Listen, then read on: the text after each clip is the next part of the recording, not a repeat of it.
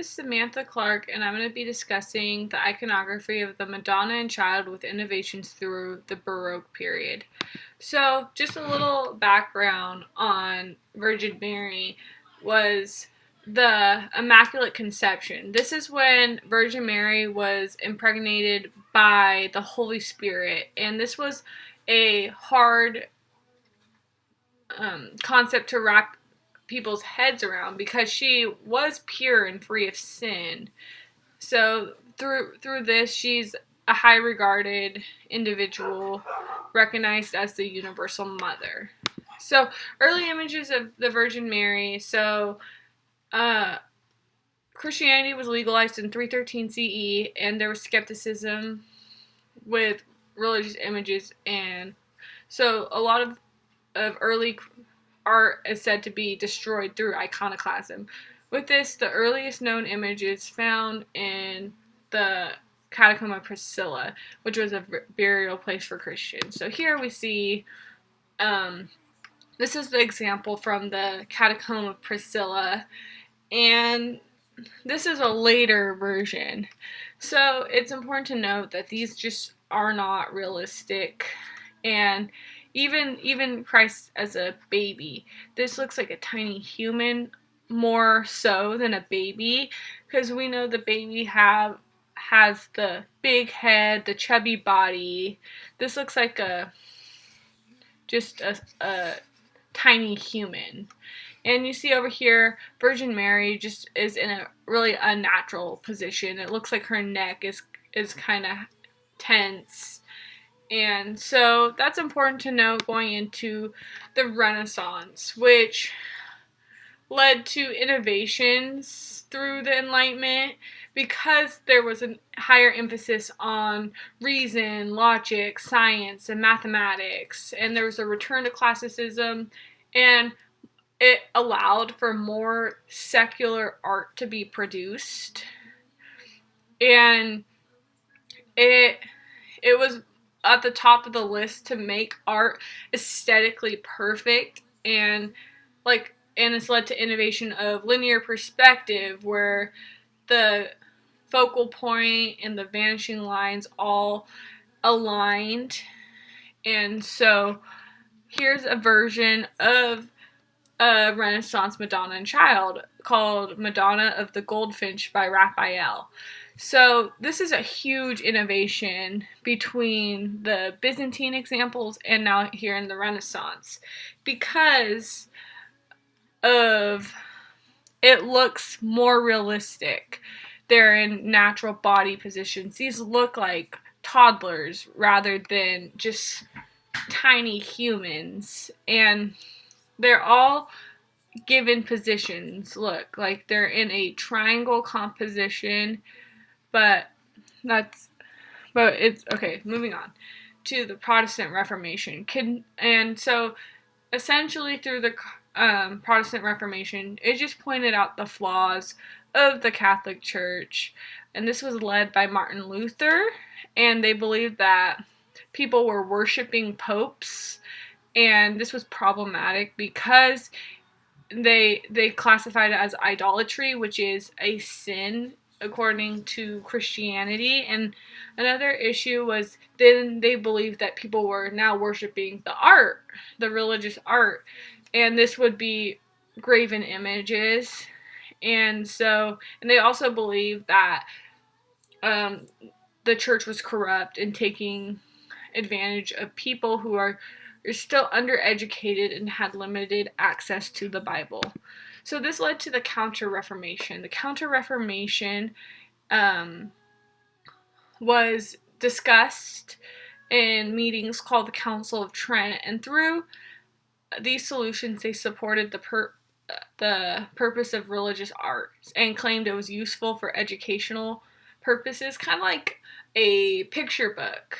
So like they couldn't read the Bible, but they could see these images, and those were how people could also learn about biblical stories. And so they were able to understand them.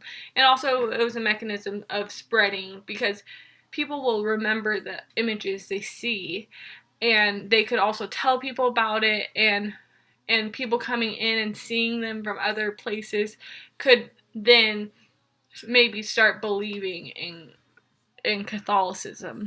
So the Baroque Virgin Mary. So the issue that the Protestants had with the Virgin Mary is, while she was important, she wasn't like the highest regarded figure in Christianity, and also she was not completely divine. She was a chosen figure from God, and so they believe that since she was worshipped, that it was taking away the spotlight from Christ, who did do the ultimate sacrifice.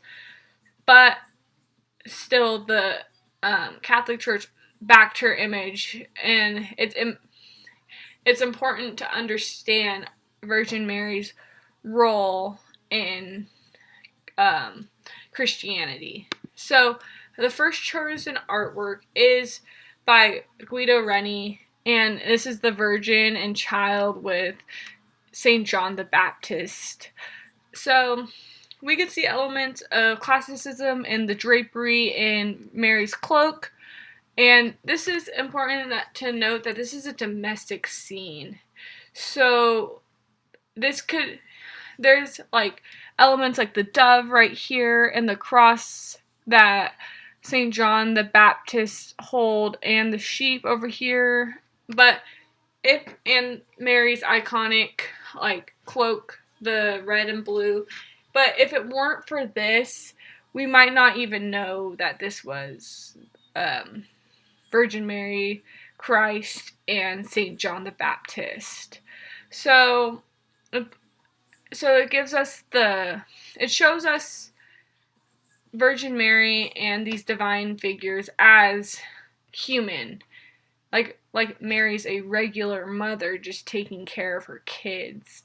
And so this helps with relation with the audience, and so they can see themselves doing exactly what Virgin Mary is doing right now.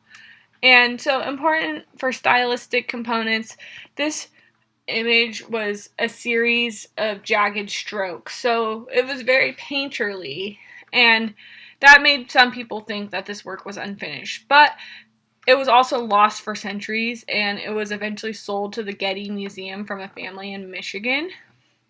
So, and so some symbolism. So the dove right here alludes to Christ's sacrifice and him as the Prince of Peace, who makes the ultimate sacrifice for all humanity and died for us sinners. And so the cross right here that St. John the Baptist is holding could also mean and allude to Christ's sacrifice as on the cross through crucifixion. And right here we see this little sheep, and this could be a sign of loyalty. A sheep was a prominent image in Christianity. And finally, Virgin Mary's cloak. So the red and blue. So the blue alludes to her royal status as for her deeds through Christianity, and also her purity, because she was very pure, and she was pure when she gave birth to Jesus, which some people think is unreal because yeah. And then the red also alludes to passion, motherhood, and love and devotion, which were all qualities that the Virgin contained.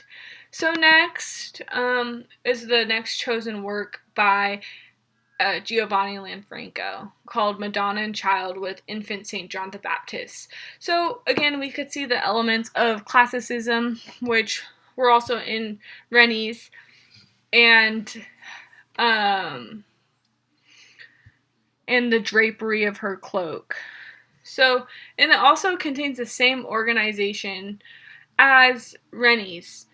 So we see the idea of the triangle composition, like Mary's the top point, and then St. John the Baptist and Jesus are the other points on the triangle, creating the 3 sides.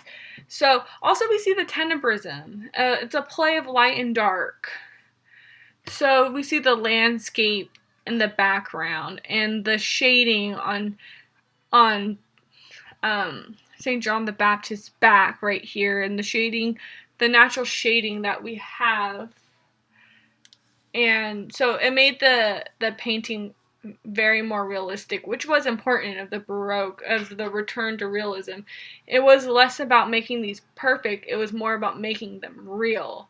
So, some symbols. So, Jesus over here, it's kind of hard to see because it's pretty dark, but he holds a goldfinch in his hand, which is symbolic of Christ on Calvary's mountain where he would be crucified. It's legend that a goldfinch flew down when he was on the cross, and that's why there's that little red spot, like that's supposed to represent the blood. And so the basic of this piece is it's an example of family and divine love. So like we see Virgin Mary just taking care of her kids and her nephew, St. John the Baptist. So, Lanfranco received many commissions from Pope Urban VIII, and the frame used was common for the Barberini family, which Pope Urban VIII was from, and it led many to believe that this was displayed in one of their private chapels. So on this scene, I added that frame. This was how it looked as if when it was framed, and since it was in their private chapel, or that's why it's believed to be in their private chapel, and this would represent that this was an intimate. It was not meant to be put on display for a lot of people to view at a time. So with this, I'm gonna end. Thank you for listening.